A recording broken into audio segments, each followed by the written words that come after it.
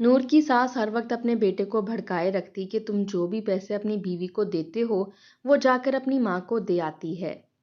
نور کی ساس اس کے سامنے اس کی ماں کو گالیاں دیتی کہ تیرا میکا تو بے شرم ہے جو بیٹی سے پیسے لے کر کھاتا ہے۔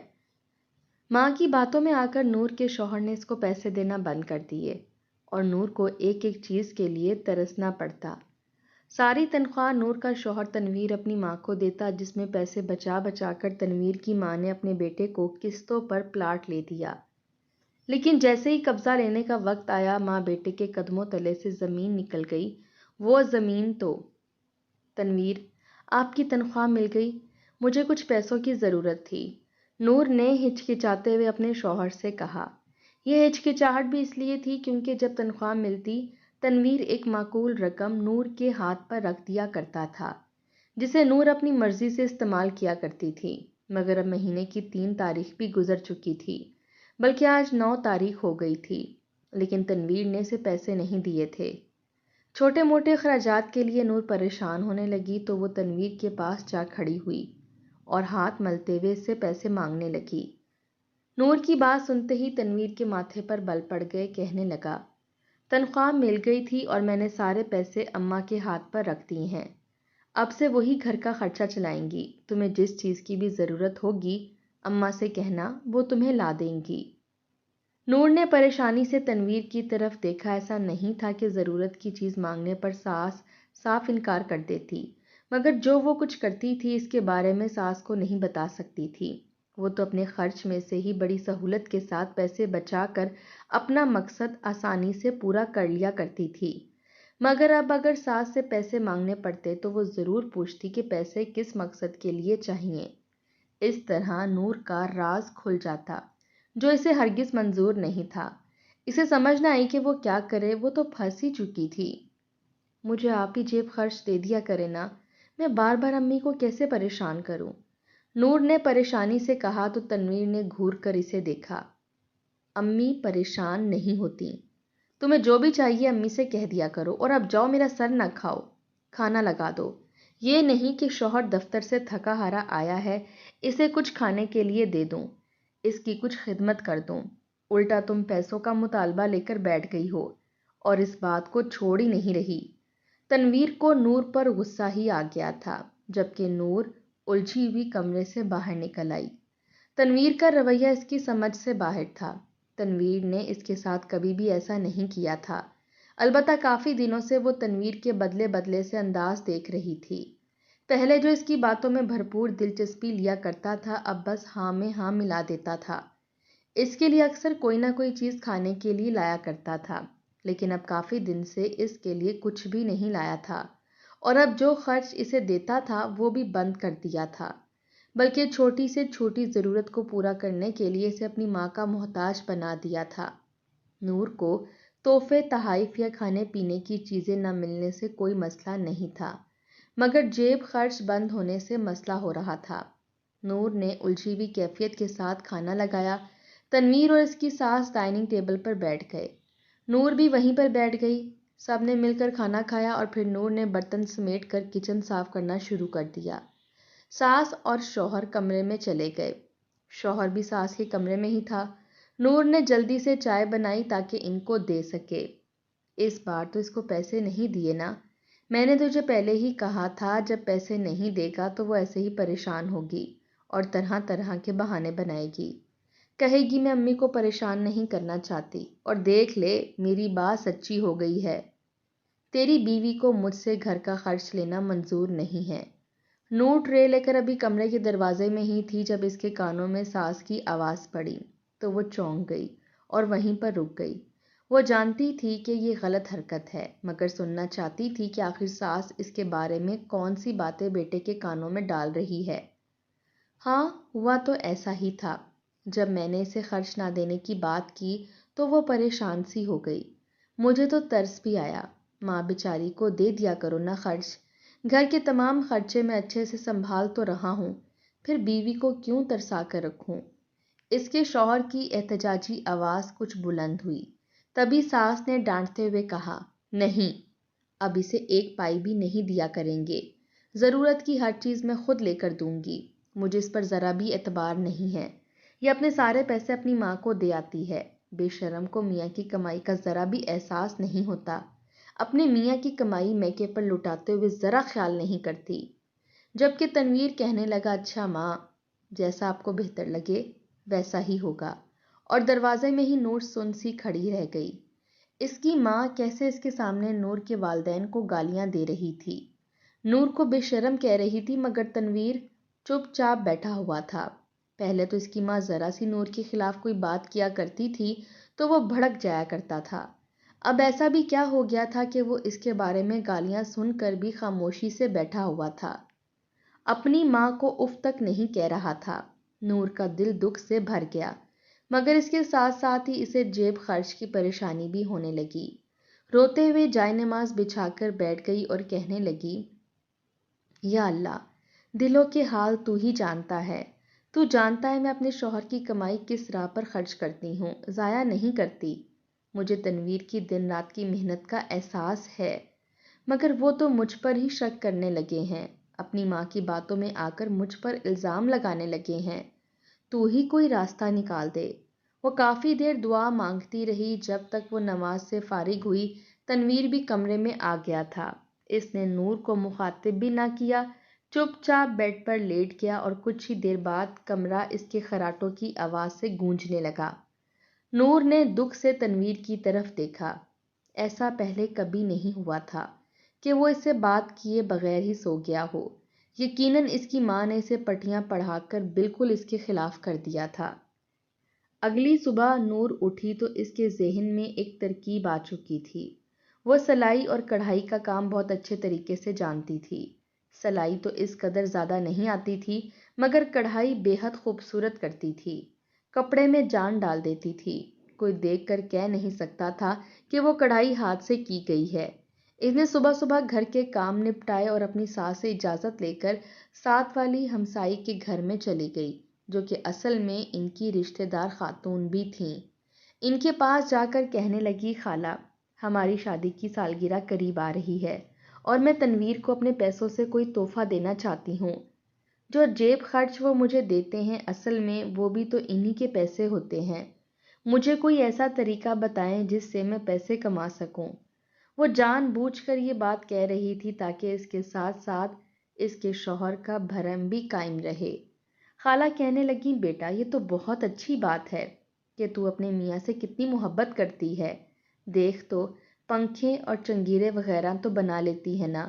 یہ بات سن کر نور نے نفی میں سر ہلا دیا اور کہنے لگی، یہ کام تو بس اماں کو آتا ہے، مجھے تو صرف سلائی اور کڑھائی آتی ہے۔ نور کی بات سن کر خالہ کہنے لگی، یہ تو اور بھی اچھی بات ہے، سلائی کڑھائی بھی ایک اچھا ہنر ہے اور اس سے اچھے خاصے پیسے بھی مل جاتے ہیں، اور جس جگہ پر ہمارا محلہ ہے یہاں پر سلائی کڑھائی کی اچھی قیمت بھی مل جاتی ہے۔ میں آج ہی محلے کی عورتوں سے بات کر کے تمہارے لیے کام لے آتی ہوں۔ اسی شام خالہ نے نور کو بلایا اور کچھ سامان اور کپڑا اس کے حوالے کرتے ہوئے کہا کہ یہی سامان استعمال کرنا ہے۔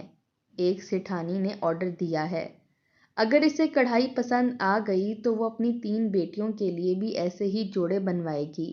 بہت محنت کرنا، وہ بھی بہت اچھا معاوضہ دے گی، اس لیے دل لگا کر کام کرنا۔ نور مسکرا دی اور خالہ کا شکریہ ادا کرتے ہوئے سب سامان لے کر گھر آ گئی۔ ساس کو کانوں کان خبر بھی نہ ہوئی اور نور اپنے کمرے میں بیٹھ کر کڑھائی کا کام کرنے لگی۔ اب نور صبح سویرے جلدی اٹھ جاتی، وقت پر اپنے سارے کام ختم کر لیتی اور پھر کمرے میں بیٹھ کر کڑھائی کا کام شروع کر دیا کرتی تھی۔ اس طرح ساس اور شوہر کو خبر نہ ہوئی اور نور نے ایک کے بعد ایک سوٹ مکمل کر کے خالہ کے ہاتھوں سیٹھانی تک پہنچا دیا۔ نور نے خالہ کو بھی منع کر رکھا تھا کہ وہ کسی کو اس کا نام نہ بتائے۔ اس طرح دیکھتے ہی دیکھتے اس کا کام بڑھنے لگا۔ وہ خالہ کو بھی کچھ پیسے دے دیا کرتی تھی کیونکہ اس تک کام وہی پہنچاتی تھی اور ایمانداری سے اس کی اجرت بھی اس کے حوالے کر دیتی۔ تنویر جتنا اسے جیب خرچ دیتا تھا اس سے کئی گنا زیادہ پیسے نور کے پاس آنے لگے، البتہ اسے اپنی نیند اور سکون قربان کرنا پڑا۔ تنویر جیسے ہی گھر آتا اور سو جاتا تو وہ کچھ دیر کڑھائی کرتی، ہر چیز نپٹا کر لیٹ جاتی اور صبح 4 بجے اٹھ کر گھر کی صفائی وغیرہ کر لیتی، بعد میں ناشتہ بناتی اور برتن دھونے کے بعد اپنے کمرے میں چلی جاتی۔ جس دن کپڑے دھونے ہوتے وہ صبح 3 بجے ہی اٹھ جایا کرتی تھی۔ اس طرح اس کا کام آسانی سے مکمل ہو رہا تھا۔ نور نے جب اپنی ضرورت کی کسی بھی چیز کے لیے ساس سے نہیں کہا تو ساس تنویر کے مزید کان بھرنے لگی۔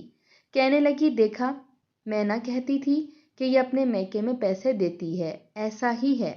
جس دن سے میں نے گھر کا خرچ سنبھالا ہے مجھ سے 1 روپیہ بھی نہیں مانگا۔ ظاہری سی بات ہے، جب مجھ سے پیسے مانگے گی تو اسے بتانا بھی پڑے گا کہ پیسے کیوں چاہیے۔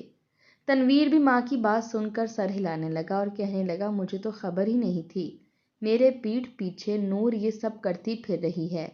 مجھے اس پر بہت زیادہ اعتبار تھا لیکن اس نے میرا اعتبار توڑ دیا۔ میں اب اس پر اعتبار کرنے والا نہیں ہوں۔ نور اپنے کانوں سے ان کی زہر میں بھری ہوئی باتیں سنتی رہتی مگر خاموش رہتی۔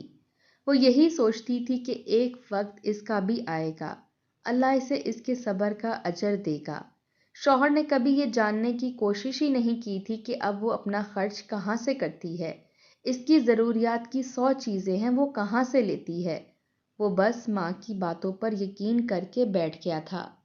وقت گزرتا رہا، وقت کی یہی بات سب سے اچھی ہے کہ وہ کسی کے لیے بھی نہیں ٹھہرتا، چاہے اچھا ہو یا برا گزر ہی جاتا ہے۔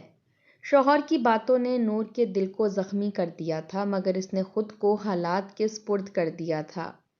3 سال کا عرصہ گزر چکا تھا، نور کے حالات بہتر نہیں ہوئے تھے۔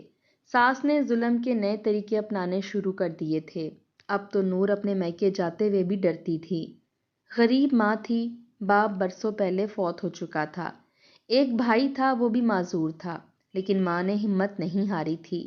وہ مزدوری کر کے اپنے بیٹے کو پال رہی تھی اور اس کے ساتھ ساتھ بیٹی کی شادی بھی کی تھی۔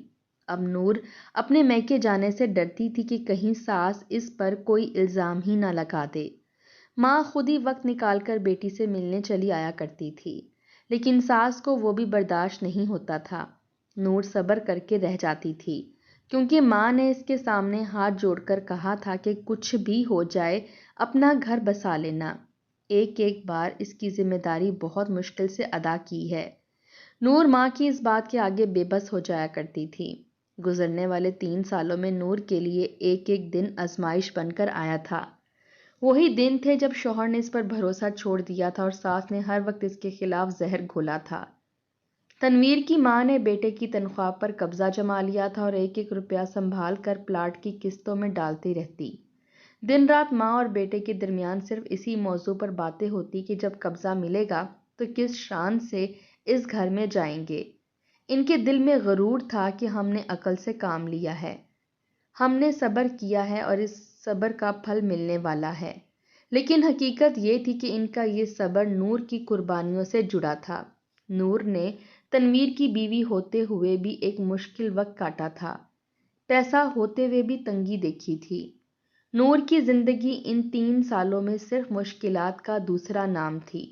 کبھی کپڑوں کے لیے ترستی رہتی، کبھی ذاتی خراجات کے لیے، کبھی معمولی سی چیز کے لیے بھی ساس کے طعنوں کا نشانہ بنی، لیکن اس نے کبھی زبان نہ کھولی۔ اس کی خاموشی اس کی سب سے بڑی ڈھال تھی۔ شوہر سے شکوہ کرنے کی بجائے اس نے اللہ کے حضور دعا مانگنا اپنا معمول بنا لیا تھا۔ دن کے وقت گھر کے سارے کام کرتی، شوہر کی خدمت اور ساس کے طعنے سہتی، اور رات کے وقت اندھیروں میں بیٹھ کر سلائی کڑھائی کرتی۔ یہی اس کی زندگی کا حصہ تھا۔ آہستہ آہستہ اس کا ہنر پہچانا جانے لگا اور اسے خفیہ طور پر اتنی آمدنی ہونے لگی کہ وہ اپنی ضرورتیں پوری کرنے کے ساتھ ساتھ اپنا مقصد بھی پورا کر رہی تھی۔ لیکن اس راز کو اس نے دل میں ہی دبائے رکھا کیونکہ جانتی تھی اگر یہ سچ باہر آ گیا تو پھر اس کی عزت کا جنازہ نکال دیا جائے گا۔ تنویر اور ساس نہ جانے اس کے بارے میں کیا کیا باتیں کریں گے۔ تنویر کی ماں ہر مہینے قسط دیتے ہوئے یہ بات ضرور کہتی تھی کہ بس تھوڑے دن اور ہیں، پھر نور کو بھی پتہ چلے گا کہ اصل عزت کس کو ملتی ہے۔ جب قبضہ ملے گا تو محلے بھر میں فخر سے کہیں گے کہ بیٹے کی ماں نے پلاٹ خریدا ہے۔ نور یہ سب سنتی رہتی، دل میں آنسو روکتی رہتی، لیکن زبان سے کبھی کچھ نہ کہتی۔ وقت تیزی سے گزرتا گیا اور وہ دن بھی آ گیا جب صرف 5 یا 6 قسطیں باقی رہ گئی تھیں۔ ماں اور بیٹے کے چہروں پر خوشی دیکھنے کے قابل تھی۔ ہر وقت وہ خواب بنتے کہ نئے گھر کے کمروں کو کیسے سجائیں گے، کس کمرے میں کیا رکھیں گے۔ ساس نور کو طنزیہ انداز میں کہتی کہ بس چند مہینوں کی بات ہے، پھر تمہیں بھی سمجھ آ جائے گا کہ قربانی کس کو کہتے ہیں۔ نور اندر ہی اندر سوچتی کہ اگر واقعی یہ گھر ان کو مل گیا تو شاید یہ مزید مغرور ہو جائیں گے۔ قبضے کا دن قریب آتے ہی کمپنی کی طرف سے ایک خط آیا۔ لفافہ دیکھ کر ماں اور بیٹے کی آنکھوں میں خوشی کی چمک بڑھ گئی۔ دونوں نے سوچا یقیناً یہ قبضے کی اطلاع ہوگی۔ ساس نے بڑے اہتمام کے ساتھ خط کھولا، لیکن جیسے جیسے وہ خط پڑھتی گئی اس کا رنگ زرد پڑتا گیا۔ خط میں لکھا تھا کہ جس پلاٹ کی قسطیں وہ اتنے برسوں سے ادا کر رہے تھے وہ دراصل فراڈ کا حصہ تھا۔ یہ پلاٹ پہلے ہی کسی اور کو فروخت کیا جا چکا ہے، اور جس شخص نے ان سے پیسے وصول کیے وہ دھوکے باز ہے اور ملک چھوڑ کر جا چکا ہے۔ اب ان کی جمع پونجی لٹ گئی تھی۔ یہ پڑھتے ہی ساس کے ہاتھ کانپنے لگے۔ تنویر الگ سر پکڑ کر بیٹھا ہوا تھا۔ اس کی 3 سال کی بچت، 3 سال کا غرور سب لمحوں میں خاک ہو گیا۔ تنویر نے ایک بار پھر خط پڑھا، مگر الفاظ وہی تھے۔ حقیقت تلخ تھی کہ ان کی زندگی کی سب سے بڑی خواہش زمین کے ساتھ زمین بوس ہو گئی تھی۔ ماں نے دونوں ہاتھوں سے سر تھام لیا اور آنسو بہانے لگی۔ تنویر کے ماتھے پر پسینہ چھلک آیا۔ نور دروازے کے پاس کھڑی یہ منظر دیکھ رہی تھی۔ اس کے دل میں دکھ بھی تھا اور سکون بھی۔ دکھ اس بات کا کہ شوہر نے 3 سال تک اس پر بھروسہ نہ کیا، اسے اپنی ماں کے طعنے سہنے کے لیے چھوڑ دیا، اور سکون اس بات کا کہ اللہ نے سب دیکھ لیا تھا، انصاف خود کیا تھا۔ ساس نے روتے ہوئے بیٹے سے کہا، آپ کیا کریں گے؟ بیٹا، ہماری ساری جمع پونجی تو لٹ گئی۔